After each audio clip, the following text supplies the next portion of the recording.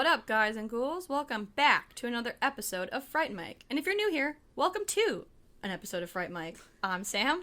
I'm Liz. And today, we are talking all about places that you never want to go because once you do, you'll never be able to leave. We're continuing our theme this month, which is Slaycations. And we are talking about 2008's The Ruins and 2010's The Shrine. So not only would we not want to go to these places, but we can't. Certainly not. We can't leave the U.S. I mean, I wouldn't even really want to leave my home at this Your point. quarantined area. Yeah, just to be safe. You know, the southern part of the U.S. is really seeing a resurgence, and Yeah. I'm just not ready to leave my We're home. north. Yeah, which, you know, I'm still not fully comfortable immersing myself, but, you know, here we are. But we're living through it with these movies. Exactly. We're traveling to all the destinations and seeing the places that we really would like to go and seeing the places that we definitely should not go. No. And the first stop on our trip is The Ruins, which came out in 2008. Currently has a 5.8 out of 10 on IMDb. It has a 48% on Rotten Tomatoes, so it's pretty middle of the road there. Pretty middle of the road, I would say. But you had seen this movie. I hadn't seen this movie before. Yeah, I was telling you about this. So I had seen it back in the day when we were just lowly popcorn slingers at the movie theater. And I saw it with a friend of mine and had completely forgotten that the movie existed. And I don't remember hating it. Like, I do remember liking it, but it just for some reason evaded my memory until probably close to 10 years later. It was on in Wisconsin Dells, and I was like, what the hell? I feel like I've seen this movie, and like it just all came back to me like That's So Raven. I was like, oh shit, I have seen this movie, and watching it again, I really liked it. Yeah, I knew it came out, but I hadn't seen it. I don't know why I hadn't seen it, but I felt like even just like watching it for this episode, I was like, is this just gonna be like another like roll your eyes? Yeah. 2000s like supernatural-y type movie. So I didn't go in expecting much. But I did really enjoy it. Yeah, the concept is cool. Yeah. I'll say. Yeah. It was kind of cheesy, like, at parts. I mean, they're, like, killer vines. Yeah. Which I didn't love, but I was, like, really invested in the story and a few of the characters. I'm not a big fan of Jenna Malone, but... Yeah. She was... like, probably, I would say, one of the worst characters.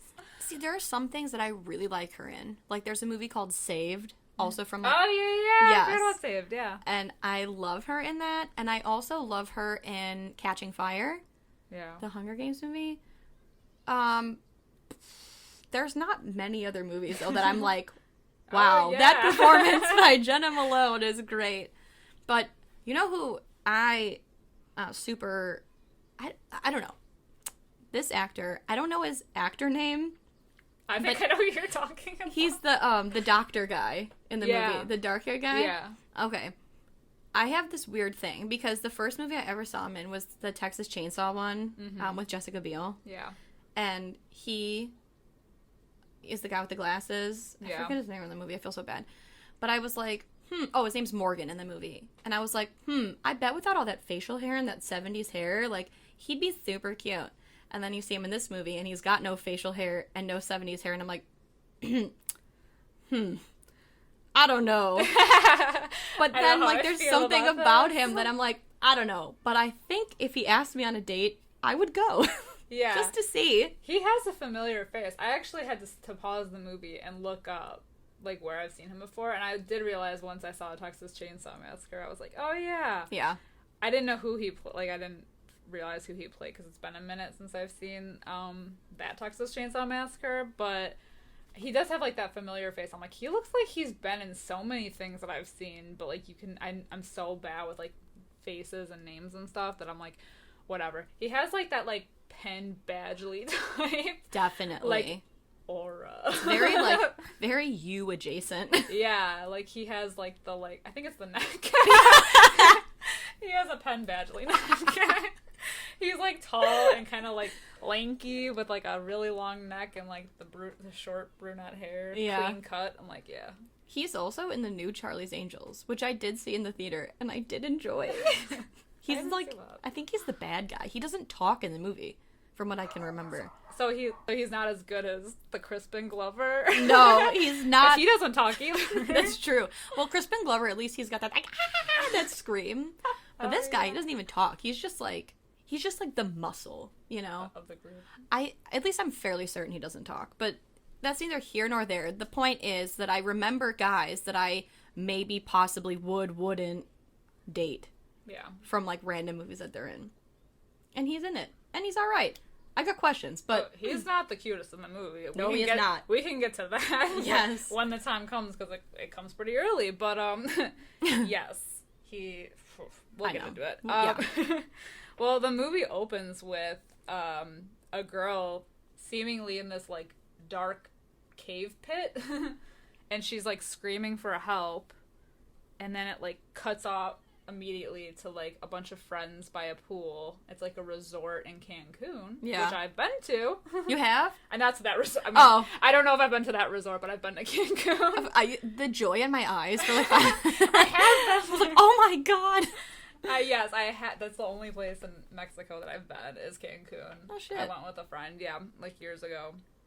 But yeah, so I've been to like one of those all-inclusive resorts where they like kind of tell you to like not go to like outside places, but we took like a few tours, but yeah, so I kind of recognized it a little bit. It's amazing. I only went to Mexico for 4 hours because I was on it was like 4 or 6 hours. I was on a cruise. Yeah.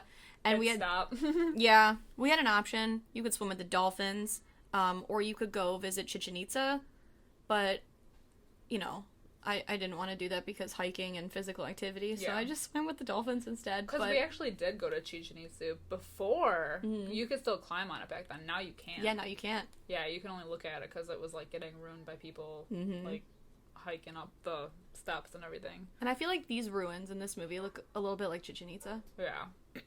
So I don't know if that's the inspo, but could be. Yeah. I did read that there was like 3 different sets just for that structure. Yeah. They had like the steps, which was like the front face. Then when they're like at the top on like where the camping or like the tents are and everything, where most of the movie takes place, that was a whole set. And then the inside was also a set. Oh damn. But yeah, maybe it was the inspiration. It looks like it. Just they just covered it with vines. Yeah.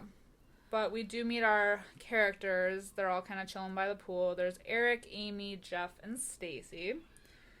Those are the most basic, like, white people names I've ever heard in my life. I was like, who is who? Like, it's a good thing I write these names down as we're talking, because I'm like, I would not remember their names. Yeah, we'd be like Jenna Malone, not Penn Badgley, the Ashmore guy, and the blonde chick from She's the Man. Yeah.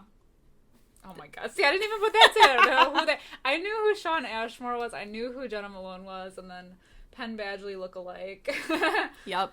But, yeah. So we meet them. And Jenna Malone, who plays Amy? Yes. She's already kind of bitching off the bat because she lost her earring in the pool. Very Kim K moment. I know. Has a meltdown. But our hero, Matthias? I thought it was Matthias at first, but Matthias. Yes, because he's German. Right? I think. Either way. Matthias. Cutest one of the movie. I will definitely say that. He actually, we've seen him before. Well, if you've seen Across the Universe, he's in that. Ooh. I don't remember his name in it, but he's the guy that sings Strawberry Fields Forever. Oh, okay. But that his actor name's Joe Anderson. But I only know that because he is fine. He is fine.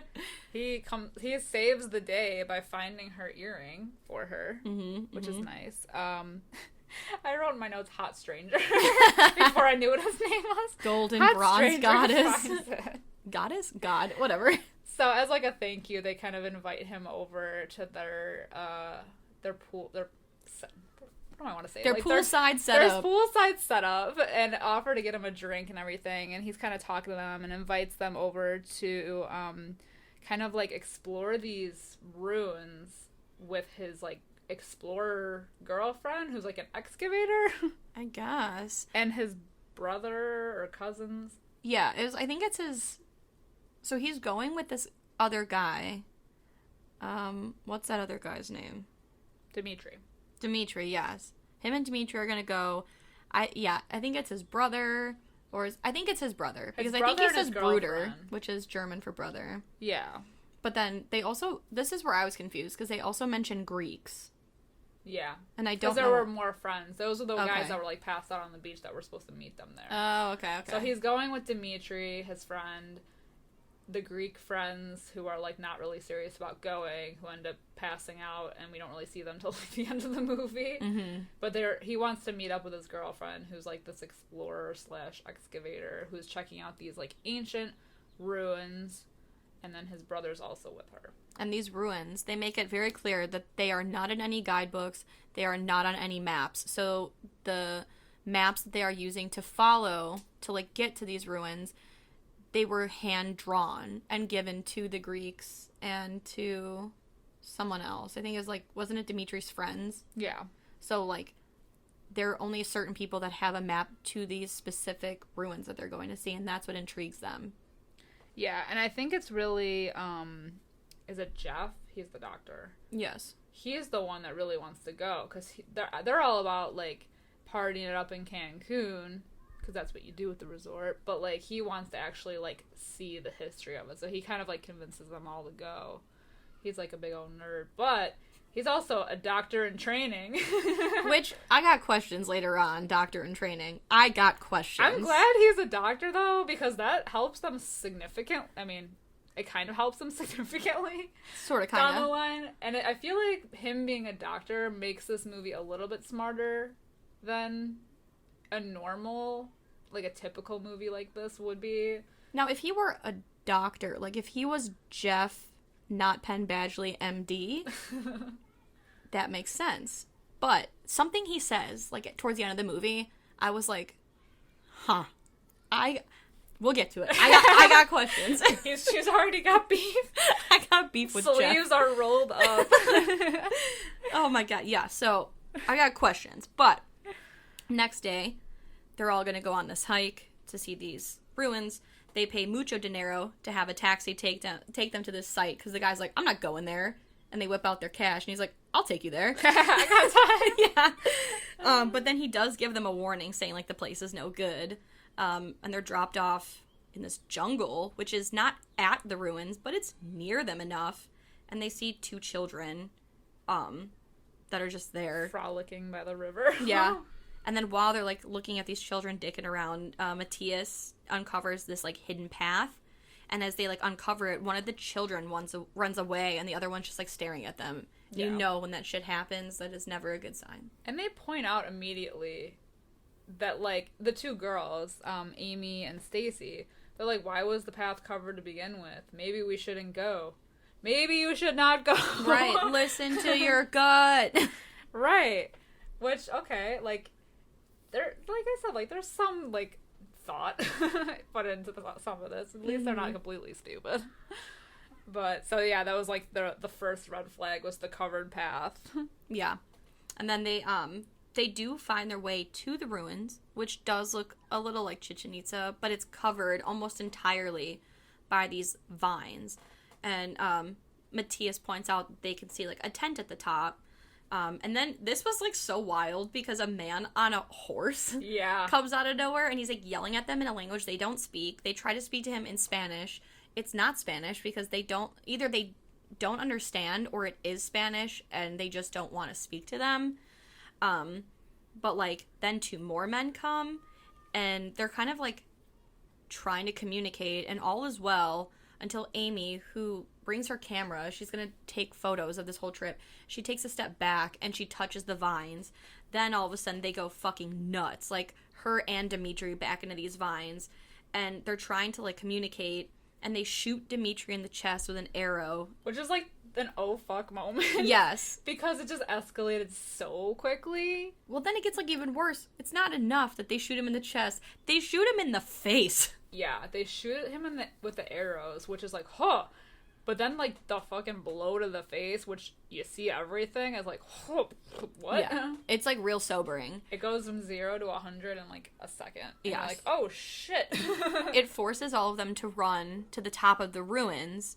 And it's, like, really weird because they run to the top of the ruins to get away from these guys, but the locals don't follow. But they don't leave the clearing either. Yeah. So it's like... It's like they're waiting for them to come back down. Exactly. And they're blocking their exit from coming, so they're kind of just, like, stuck. So they get to the top, and they find the brother and girlfriend's tents, but they're empty. So they kind of, like, look into the pit, which is, like, it's really weird. It's, like, kind of cool, but, like, it's cool that they were able to camp out on the top of it.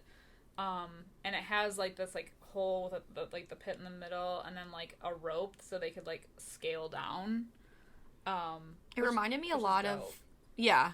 It reminded me a lot of the, that thing that they dump the body in Sorority Row. Yeah. That's kind of what it reminded me of. Like a well. Yeah, exactly. But it's like a hole so you can go into the ruins. Yeah. So they are, like, looking around, and then they hear the phone. They, like, can kind of hear, like, a phone ringing distantly from the pit. And so they're deciding, like, who's going to go. And Matthias decides that he's going to use the rope to scale down to see if the phone's down there. Because since they don't find his girlfriend or everything, they're like, maybe they're down there. Or, I don't know. They hear the phone. So he's going to scale down. So they hook him up to this rope. And it starts snapping and breaks. And he falls all the way to the bottom. Yeah. It's, like, a long way. It's rough. So, they end up checking the integrity of the rest of the rope and decide that it's safe, and they send Stacy down. Like, so they basically are like, one of you girls have to go down. And they're like, me? What the fuck did I do? And they basically are like, oh, well, you need a big, strong man to work the crank. So, because Amy's a bitch, Stacy's like, I'll go. Because Amy's a bitch. So, they send her down, and they give her a lantern, and it's the first time you see what's going on with the vines. It's like a quick shot. In the light of the lantern, you see them, like, moving. Yeah. And, it looks like a tunnel of like, ivy. It does. It really does. I guess they modeled the vines after, like, pumpkin vines. Ooh, cool. Yeah. So, she's, like, going down, and she's like, oh, the rope is not long enough. I can't reach the bottom. They tell her to jump. Like, first of all... You don't know where the bottom is. Right. Because, she's like... So she can see Matthias. But he's, like... It looks like a 20-foot fall still. Which is, like, okay, I understand. Okay, just jump. Sure, whatever. How are you going to get back to that rope? If they can't lower it any lower... Yeah. You know, like, how is she going to get back on that fucking rope? Yeah. That was my question. Well, because eventually they make, like, a couple... I thought there was, like, a couple of different ropes. I know one of them snapped, but a little bit later on, they're, like, lifting two of them on one. And I'm like, why didn't they just tie them all together? That's what I don't understand. It, like, was so strange. But she, like, falls. So she jumps, and then she falls, and because the lantern, like, breaks, it cuts her knee, and she pulls the glass from the lantern out of it. And she, like, wraps it up. So she reports to the top that Matthias broke his back, and it also smells like shit. The details.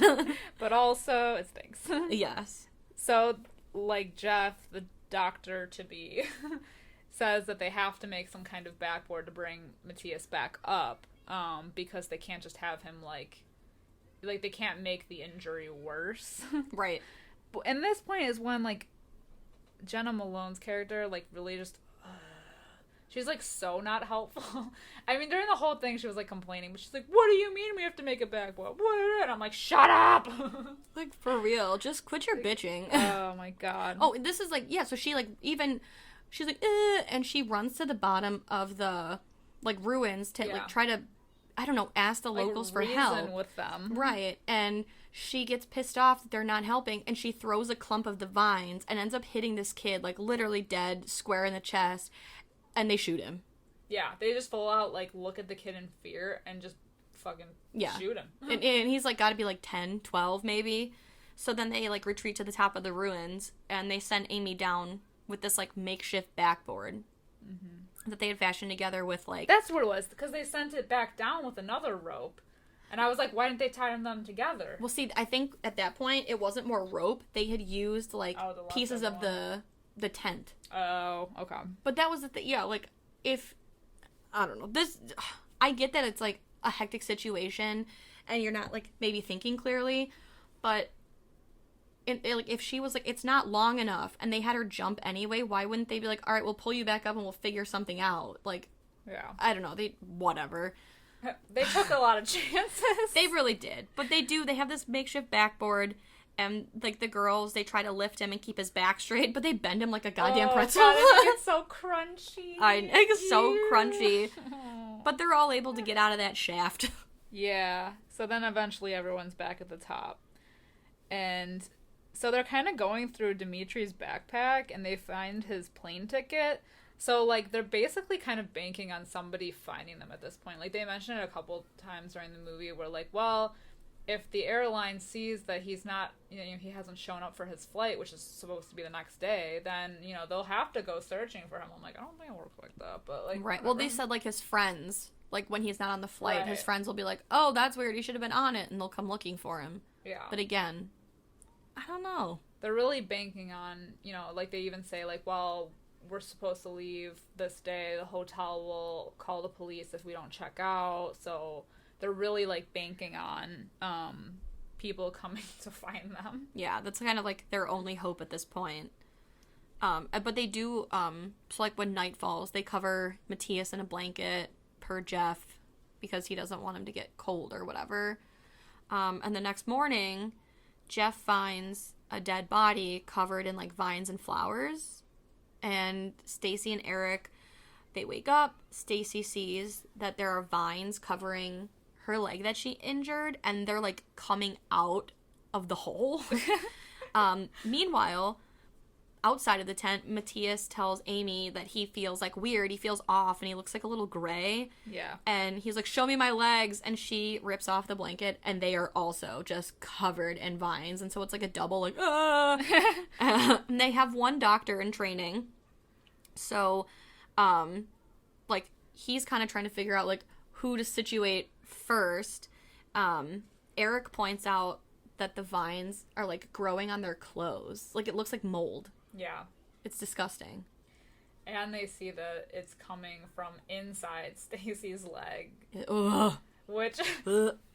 oh, this is so gross because I'm like, ugh. So this is when they realize, like, oh, the reason that these villagers won't come any closer to the ruins are, like, because they're basically quarantining them at the top because to ensure that they don't leave. These vines that there's, like, they're basically, like, like you said, quarantined. Yeah, they're, like, trying to stop the spread. They've been poisoned by them. Right. So it's like... just the same reason they shot the little boy. Exactly, because this plant is, like, evil, I guess. So they end up taking all of the vines out of everybody. Out of everyone? And off of everyone.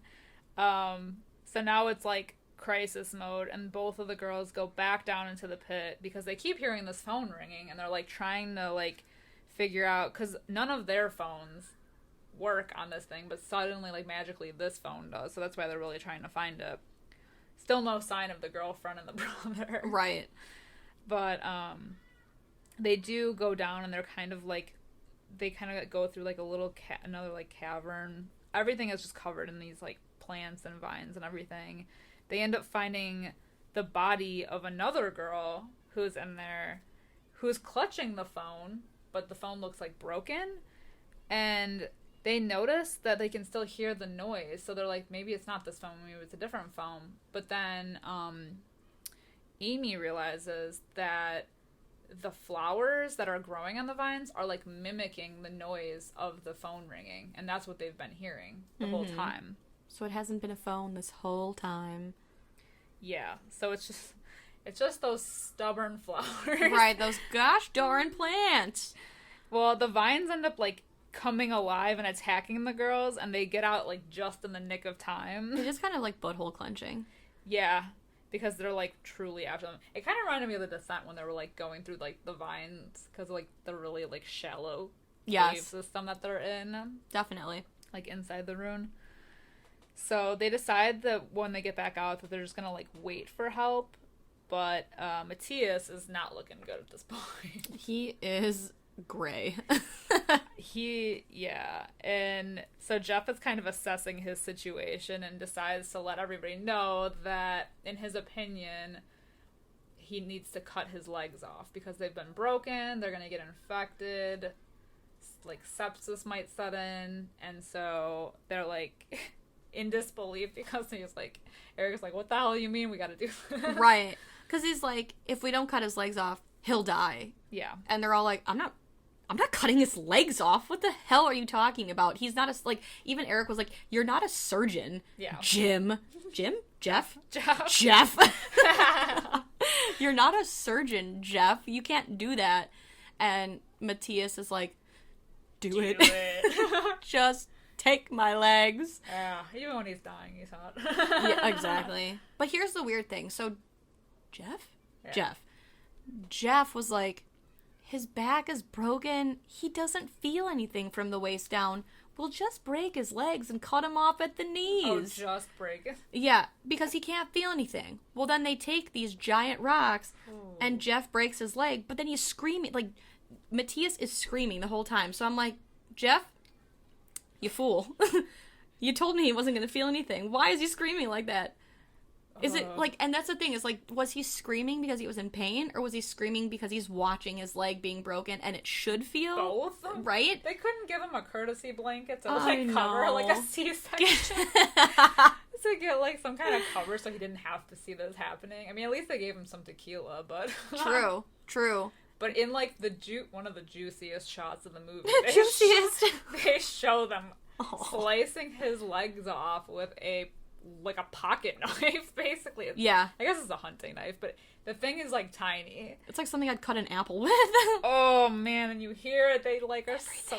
These, like, people that do, like, the, what is it called? Like, the noises for the horror movies are, like, really good at getting that skin-cutting squish. The crunch, the squish, ooh. They, like, cut his legs off, and what's left is, like, a bloody stump with some, like, extra skin that looks like an Arby's roast beef sandwich. It's so gross. God. And then the vines take the amputated parts of the legs away, and they're like, no, don't go take it. No, don't. Please. Right? Please don't. Not the legs. So now he's got no legs. Like, literally, he doesn't have legs. They took him away. No. Poor Matthias, man. I know. Yeah, rough this whole movie. I literally wrote in my notes, they look so meaty. Oh my god. It looks so much worse than when they were in the cave. Like, when they were in not the cave, but, like, in the ruin at the pit. Yeah. It, like, you don't really see because it's, like, kind of dark, but, like, when they're in, like, the daylight, it's like, oh my god, even before they cut them off, like, Jesus. I know. It looks brutal, man. They already look like they're, like, all the, like, skin is off. Yeah, really good graphics. I love the makeup, the special effects. That's great. Special effects were on point. A+, 10 out of 10. So then it kind of goes to dark, and Eric and Amy decide to have a chat, and Stacy's like sleeping, but she like emerges out of the tent because she thinks that she hears them bedoozing it. Yeah. And she's like, you're fucking... Like, it just reminded me of Forgetting Sarah Marshall when he's like, you're fucking Billy Baldwin, aren't you? But yeah, she's like, I heard you guys fucking, and it's not funny, and it's like fucking... And then... But she's clearly, like, delusional because they were literally just sitting there talking. Right. Well, and they're all arguing. They're even talking, like, before she comes out, they're talking about how Stacy is, like, so paranoid that the vines are still in her. And Eric says, well, you know how she gets. Like, once she gets an idea in her mind, like, that's reality for her. Yeah. So then Jeff comes out of... I don't even know where Jeff was. But he's like, whoa, what's going on here? And she was like, your girlfriend almost fucked Matthias. And, like, I don't even... It was just, like, such a tense moment. Yeah. But then... While they're arguing about who may or may not be screwing each other, we're seeing in the background the vines are just like coming over Matthias and his poor legless body, and he can't even run away. I know. And he's like, ah! And they turn, and the vines have, like, gone down his throat and, like, choked him out. Yeah. So now, R.I.P. Matthias. Which, like, oh, I guess we'll get to it at the end. I'll mention it at the end. Okay. But, yeah, he gets, like, choked out by the vines and ends up dying. Yeah. I literally wrote, they go into his throat and strangle him, ? I don't know. He dies, though. I don't know. I don't know. He dies, though. And then Stacy freaks out. She's saying... loses her shit. Yeah, and she's like, it's in me, it's in my side, it's in my leg, it's in my back. And then she screams. She's like, why isn't anyone listening? Or, like, no one's listening. And then the plants, they start imitating her scream. Yeah. And it's, they, like, so mimic eerie. her screams. Yeah. Which is so weird. Yuck. But that is nothing compared to what happens the next morning. So they're, like, watching the locals salt the soil, and, like, Jeff is like, oh, yeah, they're trying to keep it contained. And, like, Eric shows to the others that Amy does have vines under her skin, like, on her side and her leg. So, Jeff, not so Jeff MD, cuts into her, and it's, like, so brutal. Yeah. It's, like, so graphic. He cuts into her, like, leg. Pretty deep. Yeah. Her leg and her back. Yeah. And he's, like, reaches, like, I mean, he's, like, 3 fingers deep in that shit. And he's, like, pulling him out. It's disgusting. And then Stacy insists, like, so this later on, she insists that there's more. And she wants to cut again. And Jeff says no more. Later, the gang's napping. Oh, the scene. The scene is a good one. This was probably my favorite in the movie. So... Stacy wakes up and she, like, kind of wanders outside the tent. She finds the knife, and the plants are imitating her, saying, like, I want to cut, I want to cut. Remember when they're sitting there right before this, and she's like, they're sitting in, like, the group, and they realize that, like, she's like, I can feel them in my head. Ugh. And you see, like, they're like, no, you're crazy. And they look over at her, and you can clearly see one sticking out, and then it, like, quickly disappears. And they've all seen it. And she's like, but they all, like, look away. Like, they like, know she's fucked. Yeah, because even she's like, you saw it, right, Amy? Why would you look at me? You saw it. It's like, oh. So then she goes on her warp. I forgot about that shit. Wow. Because you're like, oh, God. Like, they all literally, like, you know that they saw it, they know that she's fucked. Yeah, general consensus, you fucked. But nobody wants to say anything. Right. So, yeah, she's, like, hearing these plants, like, imitating her, saying, like, I want to cut, I want to cut. And so when the gang wakes up, they find her, like, sliced up. Yeah. She looks like shit. She just started, like, cutting all over her body, like, insisting, like, I just need to... She's got, like, a gash in her head, all over her legs. Like, she's, like... When they find her, she's, like, cutting her stomach open. It's, like, oof. Like, yeah, she's, like, manic, and she's insisting, like, oh, just one more, like, I can feel it here. And I don't even know how she hasn't died from blood loss yet at this point. Yeah. Because she's cut so much, so deep.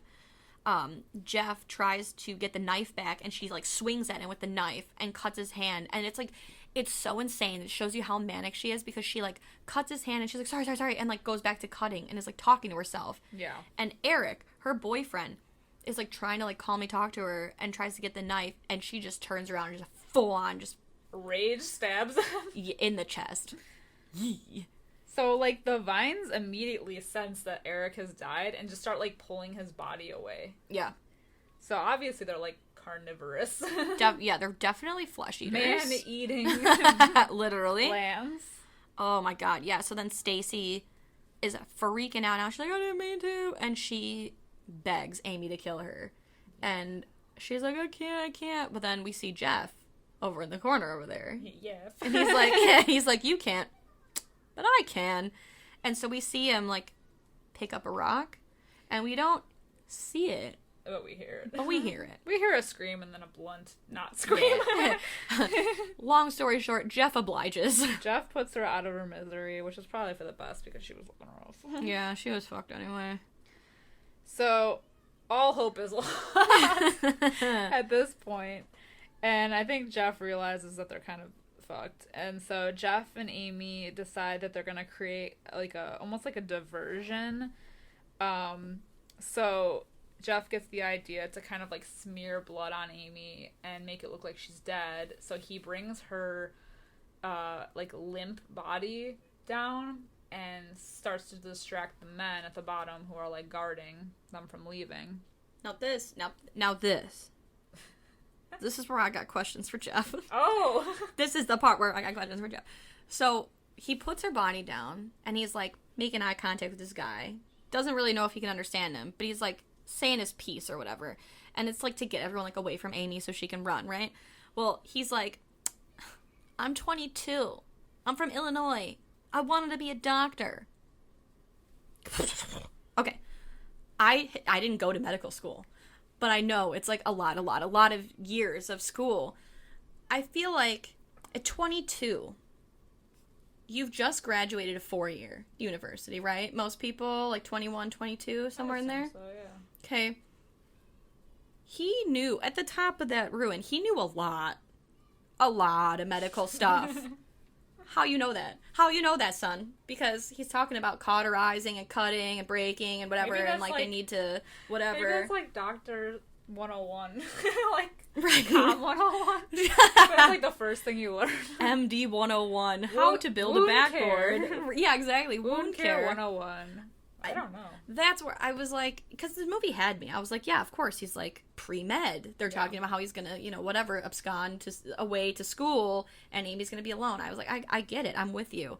That's the part where he was like, I'm 22. Oh. You pulled out your magnifying. Yeah. I was like, oh, wait, this doesn't make sense to me. And again, I didn't go to medical school. I'm not a doctor, and I'm not super smart. I'm a doctor. Yeah, so, I mean, maybe he does know that much. Maybe they do teach that much. But for me, it was just real suspicious. I was like, okay, now I don't believe you. Now I feel like you killed your friends. Now I don't trust you, Jeff. I know, I don't trust you, Jeff. But anyway, that was my beef. Continue. Tea has been spilled this night. Yes. So Jeff is, like, going on and on about how you don't know any of the people that you've let die here today, blah, blah, blah. Kind of, like, has them all in his, under his thumb, and meanwhile, he gives the signal, and Amy just, like, gets up and bolts into the forest. And they don't really notice until, like, the last second that she actually got away. But, he starts kind of stepping forward, and the guys, like, totally shoot him. They with, totally like, 5 arrows. I will totally shoot you in the head. I will totally shoot you in the head.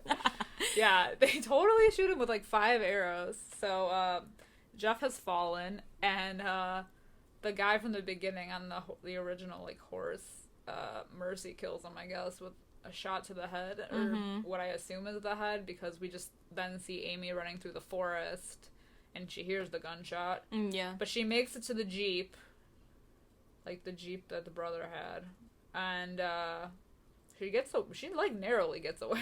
She does. But she does get away, and she's driving away, and all looks hopeful until we get, like, kind of a somewhat last shot of her face and a little vine sticking out of her forehead. And then it cuts to black. Fade to black. Yes, because yikes. And then the last shot of the movie, and so it ends with the 2 friends coming to look for Dimitri. The Greek guys. Yep, because we hear him shouting their names. So it's like, it feels like help was just over the horizon. Yeah. But then the movie cuts to the credits, and then they start playing Phenomena by the Yeah Yeah Yeahs. I'm a huge fan. I love this song. It caught me off guard, and I was like, I feel like, why is that playing right now? But I appreciate it. I see you, and I like it. I approve. Yeah. So, I guess either way they were fucked. Yeah. I mean, the locals weren't going to let them leave, but if their friends had shown up while those locals were still there, I wonder what would have gone down. I don't know. Oh, no. Well, what I was going to say earlier, I guess now that we know, I didn't want to, like, spoil it early on, but, like, did you notice that Matthias was the only one that technically got killed by the vines? Because the other ones, so, like, Stacy was cutting herself and then got Mercy killed by Jeff.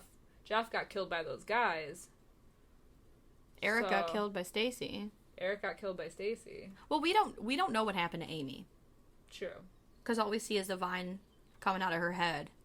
So her fate is unknown. Right. But yes, that's a That's a good point. Because they randomly just choked out Matthias. Mm-hmm. But they didn't actually, like, I mean, they were growing inside of Stacy, so I feel like, I mean, eventually she would have succumbed, but she's, you know, her paranoia got to her, and she, basically killed herself. Yeah. This movie made my skin crawl. Oh, absolutely. Literally.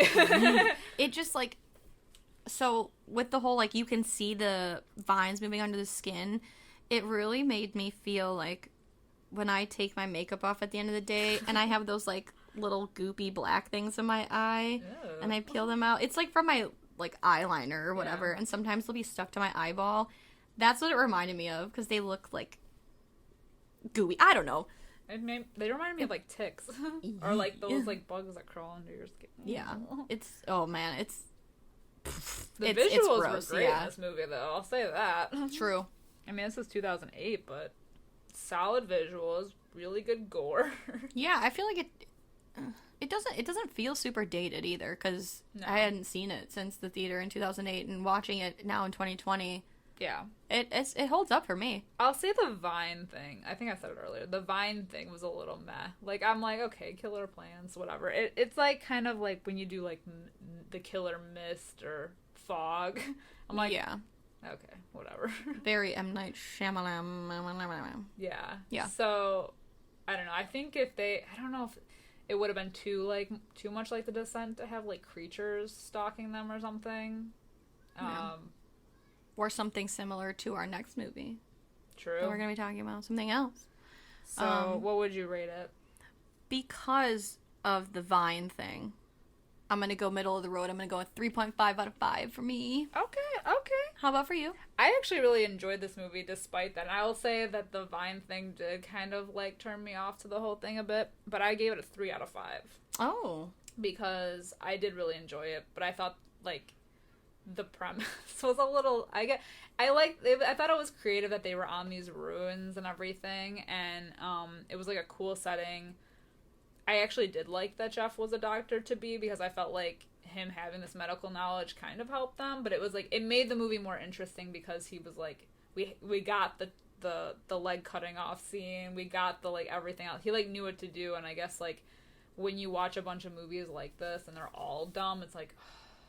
Well, that's true. Like, him being at least pre-med does lend the movie, like, some explanation for, like, why you know so much. Yeah. You know? Like, they wouldn't have known to cut his legs off, and yeah, it didn't save him, but, like, we got some good shots out of it. Also, I'm so sorry. I'm really bad at math. I said middle of the road. I meant 2.5 out of 5, because that is half. Not 3.5. I'm a dumbass. You're good. Yeah, so... Yeah, but honestly, solid reasoning. I definitely agree. So next up is The Shrine from 2010, which has a 5.5 out of 10 on IMDb. It has a 67% on Rotten Tomatoes, which so is better high. Well received than The Ruins. Yes. And the funny thing about both of these movies, which we had talked about earlier, is that in The Ruins, we have Shawn Ashmore. Oh, yeah. In The Shrine, we have Aaron? Aaron Is that Ashmore, his identical twin brother, which we didn't even mean to do. We really didn't, but it's just kind of funny that both of these movies we thought, like, would pair well together, because it's a similar concept of, like, people going to a place and then being quarantined for going to said place. Yeah. And they came out 2 years after each other. Yeah. And they both have these identical twins in them. So, fun fact. Fun fact. Love that for us, for geniuses. Yes. So, I hadn't seen this movie either. But I'm glad I did, because I know you were, like, raving about this movie for a while. I love How this you said movie. it was so underrated. It really is. I never hear anyone talk about this movie, but I just think it is, like, such a cool concept. It is American in that most of the movie is in English, but it also takes place in Poland and also heavily features the Polish language with no subtitles. So I feel like it's kind of like a sort of semi-Polish horror movie also.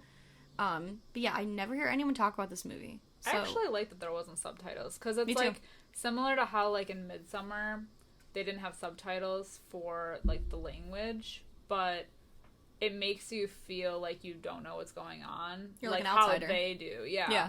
Yeah. So I kind of like that. I mean, and it's not like, it doesn't like cripple the movie in a way, but like when the people of the village are like talking and you don't know what's going on, you're like, the look of confusion on the character's face is also your face. Right. You're like, huh? But you're right. Yeah, it doesn't like you're not sitting through the movie like, huh? Yeah.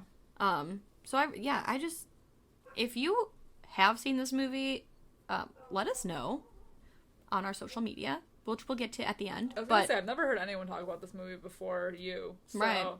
It'd be interesting to know who else has seen it. Right. And if they like it or not, because I think it's cool. Yeah. But, so the movie starts off with a man. A cold-ass open. Cold open. I don't even know if do we get credits? Do we get the title? I think we do. I think it happens right after. Okay. Like, there's a guy on an altar being sacrificed is what it looks like. Yeah. He's got like a white gown on, and they bring this, we see like a shadow of a mask, but we don't see the mask per se. And there's this man in a hooded robe speaking in Polish before smashing his head in. With a sledgehammer. And that's the opening. And they open the shrine. The shrine.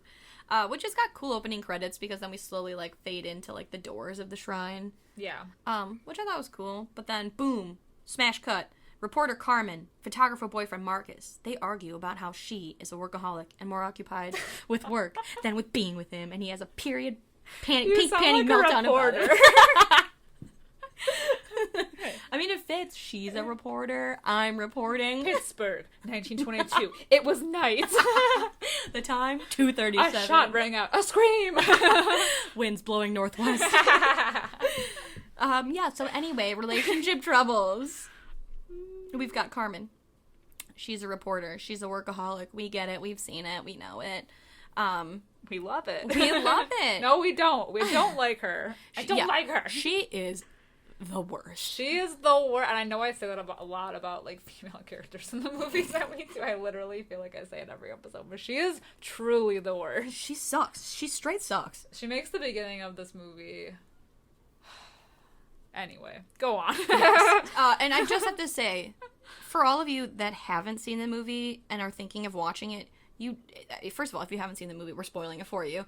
But please watch this movie because, and I swear to God, it's like, when people talk about The Office. Just get through season 1. It gets better. Yeah. Get through the first 20 minutes because the first 20 minutes, they feel like if the Oxygen Channel attempted like a Halloween movie. Yeah. It's really bad acting at first, but it's like with their so shrooms thing, how we said that, like, it looked like it was a made-for-TV movie, and it definitely gives off that vibe in the beginning. But I will say that, like, even though I was turned off in the beginning of the movie, the ending more than makes up for it. So, yes, like you said. Yes. Stick with it. Keep watching. Just ignore the cheesy dialogue and bad acting at the beginning. Exactly. Like, Aaron Ashmore is, like, top-notch acting in this movie.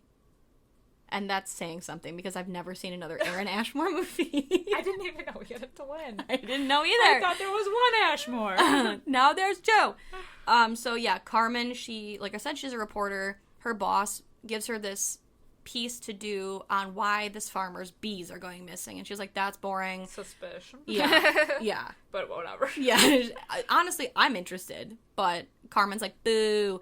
There's people going missing in this little village in Poland, and their luggage ends up around Europe, and let's do that. And he's like, no, you will not do this missing persons piece. You'll do this bees piece. Well, she doesn't. She, like, literally throws it in the trash when he gives it to her.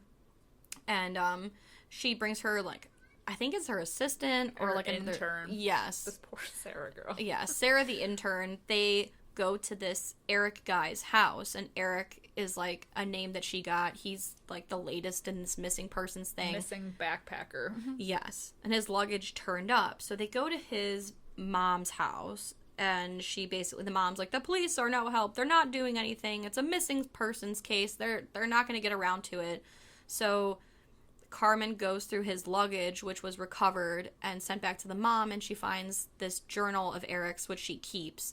And in it is a journal entry where he goes to the made-up village of Albania in Poland. At first I thought they were like Albania, but I was like, no, she says Albania, and Yes. I'm like, is that a real place? It is definitely not a real place. So Albania, they go, they decide they're gonna go. So Carmen later has this dream where Eric's in her place, and he's got bloody eyes, and he's like, leave me alone! I feel like that's really the only, like, jump scare of the movie, though. That really is. Mm-hmm. But Carmen, like, asks Marcus to go on the trip because he's such a good photographer, and he doesn't want to, but she kind of was like, well, this could save our relationship because I know that I'm, like, this horrible person who is so distracted, but we should go anyway. And then he just, like, agrees to go. Like, he's like, you are a terrible person. Like, the whole reason. He even says, like, we should just go on a trip to, like, I don't even know where. Like, some beach. Yeah, exactly. And not, like, this creepy-ass village. Exactly. But they go anyway. So in the journal, Eric mentions this weird fog that's looming over this forest, and it never clears. And at first he thought it was a fire, but he realized it was, like, this weird self-contained fog. So they find, so, like, after that, they, like, pull into this village, and they see some people, and they come to this, like, little girl, her name's Lydia, and they're like, do you speak English? And she, like, I don't know, it's just, like, the American thing. They're like, they speak English here, right? Do you speak English? Which I hate that so much, but, like, so she says she speaks a little English, they're asking her, whatever, and they show a picture of Eric. They're like, I'm missing my friend. Her eyes get big, and then, hello, we get Henrik. Hello, angry shirtless man. Exactly. He is shirtless, ripped, sweaty, bloody. He is fine, with a capital fine. And he's, like, yelling at Lydia, and he's like, blah, blah, blah, get away from, like, basically, like, get away from there. And so he, like, chases them off. Very aggressive, though. Very aggressive. And he's, like, wiping his, like, knife on his apron. He's, like, butchering a pig. It's, like, covered in blood. And while he was butchering the pig, he was smoking a cigarette, too. Just, like, I mean, just the king of multitasking.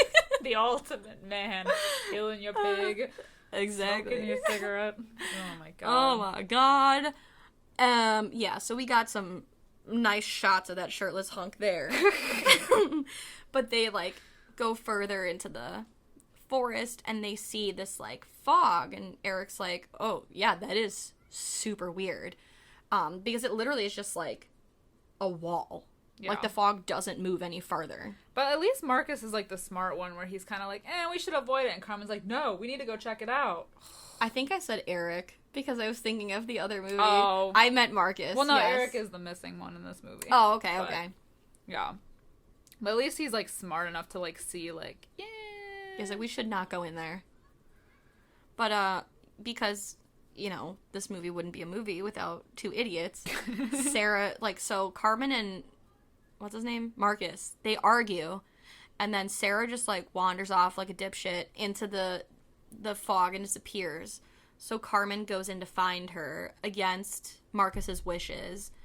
And so she is wandering around. Sarah ends up coming out of the fog. Looking a little shook. She looks real shook. And she's got, like, a cut on her cheek. Yeah.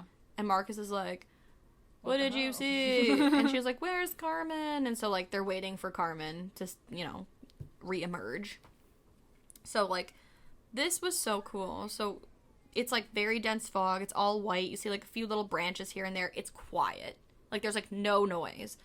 And she comes across this creepy as fuck statue. It's, like, half demon, half gargoyle, 100% terrifying. Looks like the things from, Ghostbusters. See, I've never seen Ghostbusters.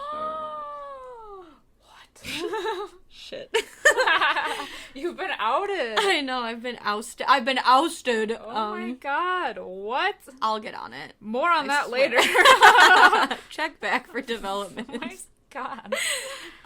Yeah, so it's got, like, tiny little pointy ears. It's got, crazy eyes, very sharp. Big schnoot. Yeah, big schnoot, sharp fangs, and in his, like, big meaty man claw, it's holding a heart.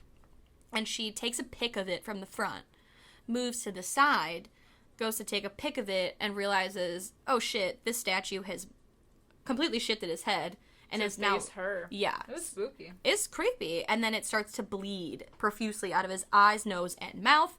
And then the heart starts to beat and is also bleeding. And she, like, backs away and she exits the fog and asks Sarah, like, what she saw. So they both, like... saw the statue. Mm-hmm. They saw the same thing. Yeah. So they're, like, heading back to their car, but they end up running into Lydia, the little girl from the beginning, who, like, randomly is like, I know where your friend is. I'll lead you to him. So they're like, oh, okay.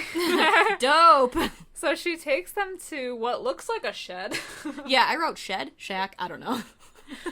And they kind of go in, and they realize quickly that it's, like, an underground burial tomb. And they find, like, a bunch of bodies in, like, wooden boxes. And upon, like, opening them, they notice that every body has, like, this, like, iron mask, like, similar to, like, the beginning where poor Eric gets his head smashed in with the sledgehammer. Like, they put the iron mask over the face. So they all have this. So they're, like, going to ask Lydia, like, what the dealio is with all this stuff that they're finding. And she has disappeared. And not only that, she locks them in there. What a bitch. But they managed to get out fairly quickly, and so they're, like, running through the forest away, trying to get back to their car, but they end up running into all the villagers, and then a chase ensues. Yes. And it's like, so if I wasn't already turned on by Henrik, I mean, he is, like, all-star, track and field, crossbow, like, all-around fucking athlete. He's Wholesome a goddamn man. machine, yes. Because he... takes Sarah down with a crossbow arrow to the leg. Somebody else knocks Carmen out. Marcus, so he's, like, chasing Marcus. I mean, like, this dude is, like, on him, like, stink on a pig. And, like, so they end up, like, coming face to face in this, like... tussling. Yes, and they get into a knife fight, which is so funny because Marcus has this, like, little baby, like, it looks like a little paring knife. And Henrik's got this, like, big man knife. Machete. Right. So they get into, like, a good old-fashioned knife fight, and Henrik knocks him unconscious. So all three of them awaken and are led back to, like, the tomb area where they find, like, religious leaders kind of running the show, and they're kind of, like, talking amongst themselves, but ultimately it's decided that they take Carmen and Sarah away down into the tomb, presumably to be sacrificed. So they also, like, kind of, like, have Marcus taken away. They're separated. Yeah. Gotta keep them separated. Sorry. So they take Sarah and Carmen down, and they, like, disrobe them. Violently. And they put them in these, like, white gowns, similar to the one that poor Eric was wearing in the beginning of the movie. And they kind of throw Carmen in this, like, makeshift jail, and they, like, splay Sarah on this table. Yeah, she looks like shit at this point, by the way.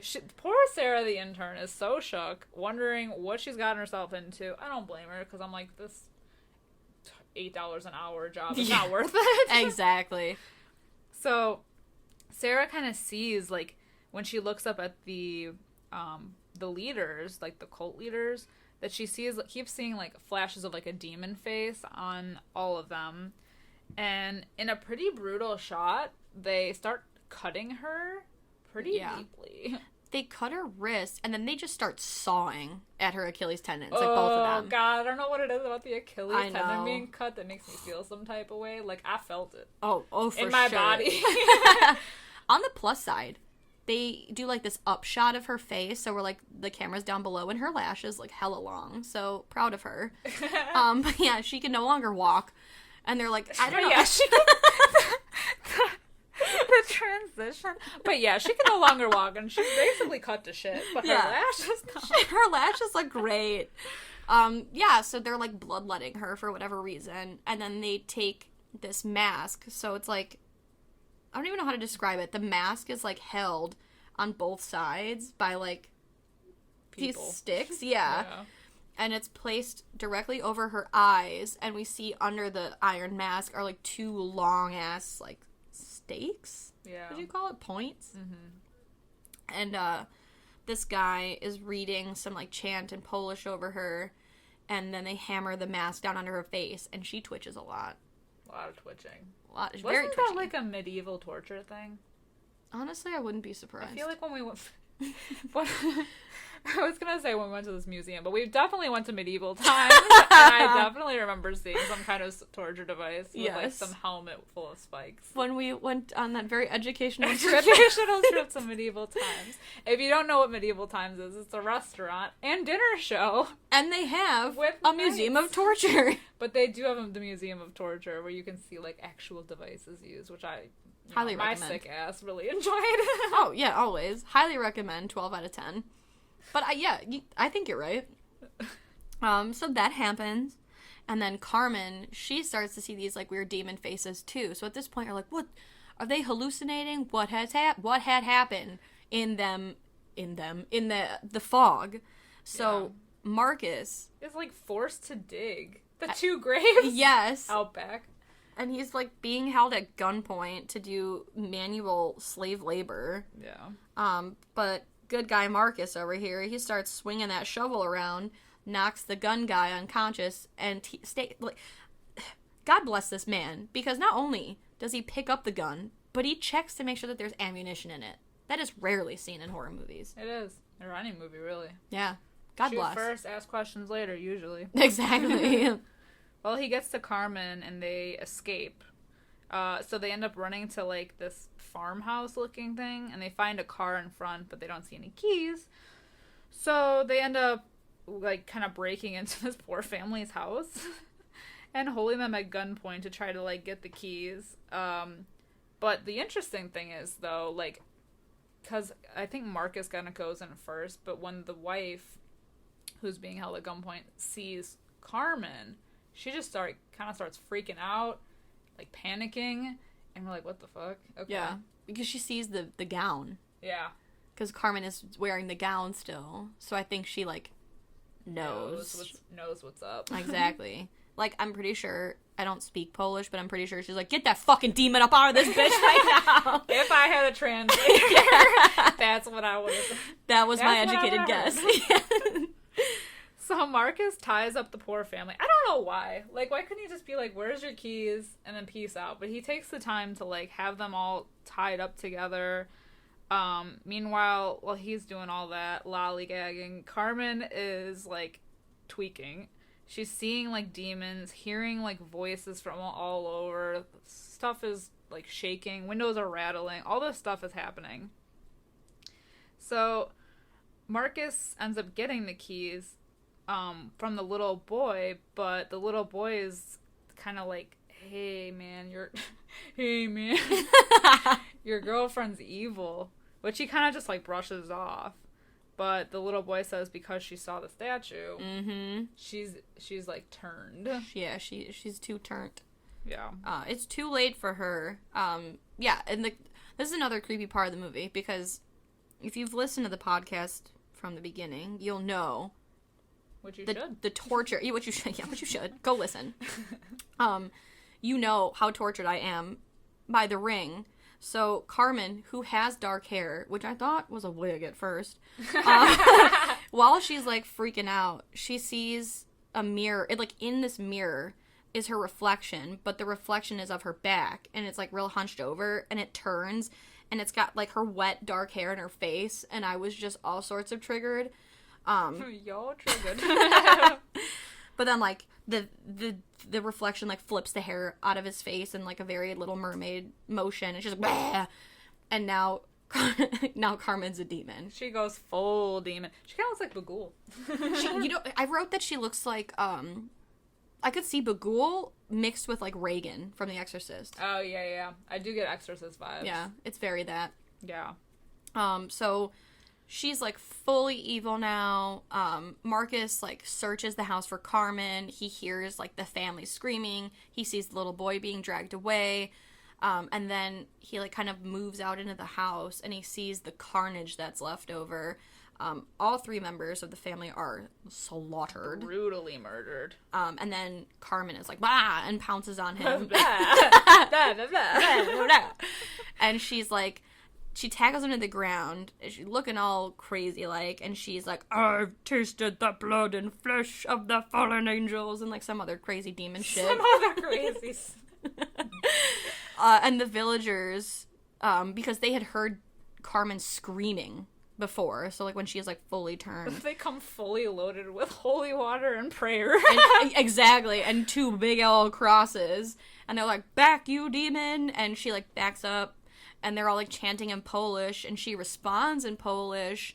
One guy, so then this is like crazy shit, because one guy rushes her, and she just like rips his throat out. Super strength. Super strength. That demon super strength. Exactly. And then Henrik comes at her, and he stabs her, but she like tosses him like a salad. She's like, "Get up out of here." Get out! Get out of here. And then one guy, like, I don't know, she's like holding him captive. I don't know. And then she like stabs him, and then she like licks his blood, and she's like, Juicy. Yeah. And then breaks his neck. Yeah.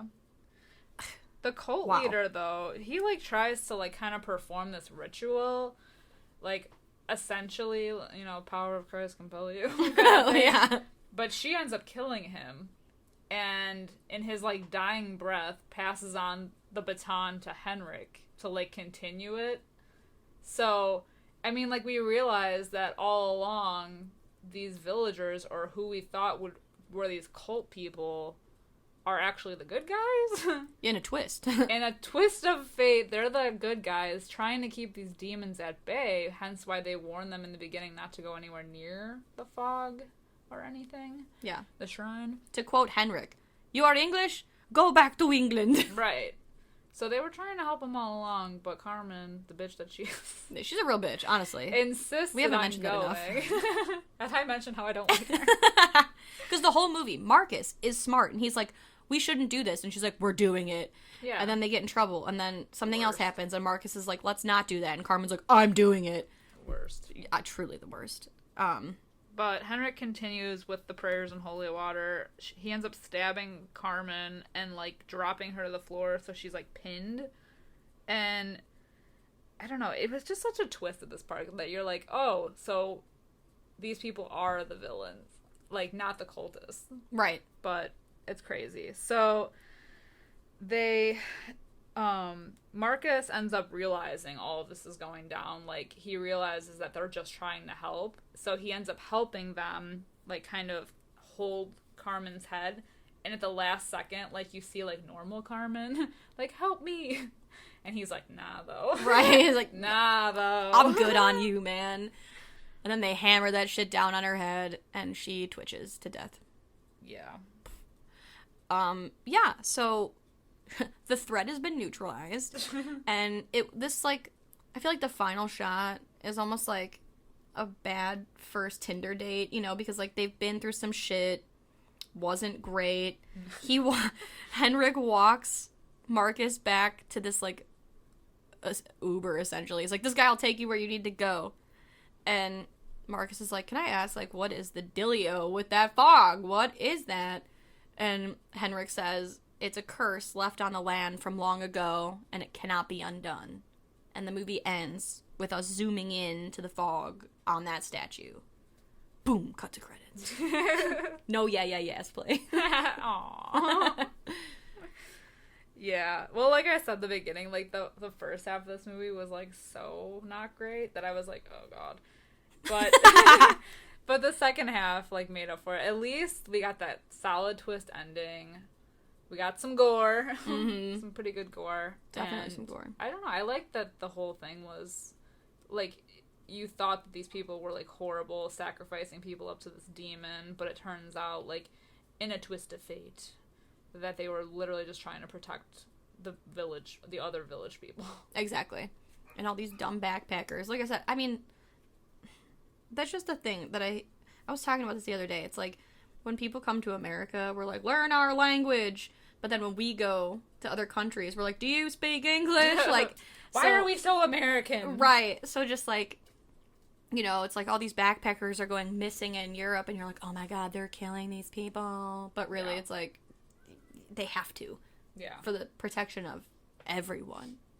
And, you know, it's a great twist. I like it. I like when you have, like, horror movies that, like, take place overseas, like the Americans going overseas, because I feel like I've been overseas before, and it is a little, like, disorienting because, like, I mean, in real life, there's, like, a time difference, and you're already like, huh? And then, like, you see, like, these other languages, like, the barrier makes it, like, kind of confusing. And so, like, in a horror movie, I feel like that's something that makes, like, it effective and, like, add something extra. Definitely. And I really like in this one, like we said, they're speaking Polish and there's no subtitles. So it, like, helps build that, like, what the hell is going on? Yeah. And you don't know that they're, like, basically saying, like, shit is a demon. Like, we gotta, you know, we gotta, like, kill this demon. Right. So it really helps build that twist ending. And I don't know, I really like it. For it starting out as, like, oh shit, this is gonna be a really bad movie, it's a really good movie. What would you rate it now that you've rewatched it? I'm giving it a 4. Oh, damn. 4. 4.5. Oh, damn. I'll keep it at 4. It's a 4 out of 5 for me. Oh, okay, Mike. I mean, I don't know what it is. Like, I really like this movie. This was like a discovery on Netflix. It was me and our good buddy Seamus. We were having a movie night one night. We watched it, and it just, I don't know. It was one of those that, like, stuck with me. Okay. And you know, and I'm giving it the hotness bump for Henrik. He really did it for me. What would you rate it? Oh God, I feel like I can already see your face. Hey, no judgment here. This is a judgment-free zone. I went 2.5 out of 5. That's fair. That's fine. Only because I disliked the main character so much, and which I don't know. I try not to let that affect everything. But yeah, like, the beginning was so not great for me. Like, it was a slow build, but I really did enjoy the ending. Like, I feel like that made the whole movie, like, worth it. And I do love a twist ending, and it was great. So that's why I said middle of the road for me, because, like, I liked half of it. It's kind of funny, too, because I know you gave The Ruins, what did you say, a 3 out of 5? Yeah, 3 out of 5. So it's like, your score for The Ruins was higher than mine, and my score for The Shrine is higher than yours. They're essentially the same movie. Yeah. And they have, like, twin actors in it. I don't know, it's just kind of funny how, like, yeah, everyone's got a preference. Everybody has different tastes. Yeah. Yeah. But yeah, I can definitely see that, because she really, really sucks. Yeah. And I mean, like, the cast in The Ruins wasn't super stellar either, but I don't know. I guess I was just more, like, engrossed in the first one. So for me, for this Fright Fight, I'm voting The Ruins. So it's a solid split. It's a tie. We love to see it.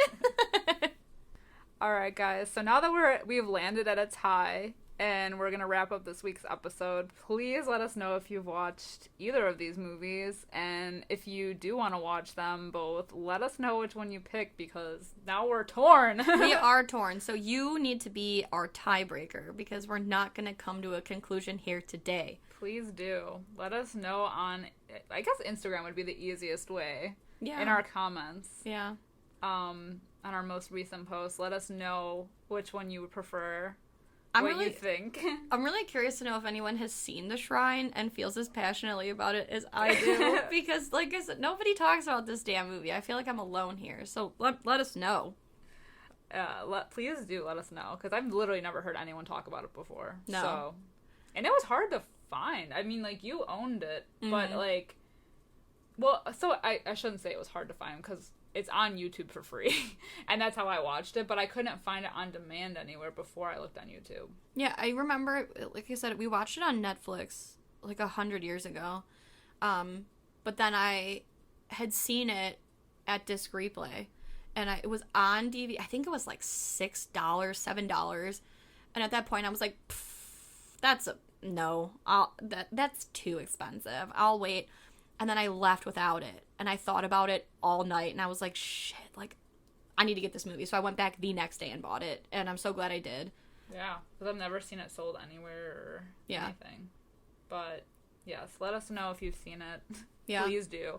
Please tell your friends about us, too. Get the word out about Fright Mic. You know. We need more involvement in our Fright Fights. Exactly. We need more frighteners on this podcast. We do. Spread the love. Spread the fear. Yeah, spread the fear. And you can follow us on Instagram, Facebook, and Twitter. We're great. We're pretty great, honestly. And we have new episodes dropping every Wednesday for your enjoyment. Stay tuned, because we do drop hints about what's coming up on our social media, and next week is going to be a real fun one. Oh, we have a good one. I said that like I didn't mean it, but I really did mean it. But until next time, I'm Liz. I'm Sam. Rest in peace.